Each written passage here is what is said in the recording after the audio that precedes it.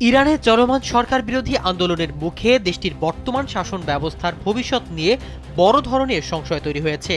এই অবস্থায় দেশটির শীর্ষ নেতারা ইরান ছাড়ার প্রস্তুতি নিচ্ছেন বলে বিস্ফোরক দাবি করেছেন ব্রিটিশ সংসদ সদস্য টম টুগেন্টার। তিনি পার্লামেন্টে দেওয়া বক্তব্যে বলেন, তেহরানে রাশিয়ার রহস্যময় মালবাহী বিমান অবতরণ করেছে এবং ইরান থেকে বিপুল পরিমাণ স্বর্ণ দেশের বাইরে সরিয়ে নেওয়া হচ্ছে।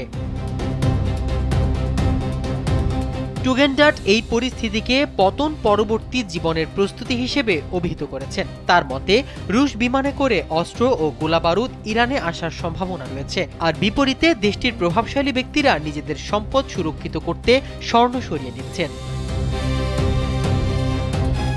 টম টুগেন্ডার্ট আরও ইঙ্গিত দিয়েছেন, ইরান সরকারের অনেক জ্যেষ্ঠ কর্মকর্তা নিজেদের নিরাপত্তা নিশ্চিত করতে বিদেশি গোয়েন্দা সংস্থাগুলোর সঙ্গে যোগাযোগ শুরু করেছেন।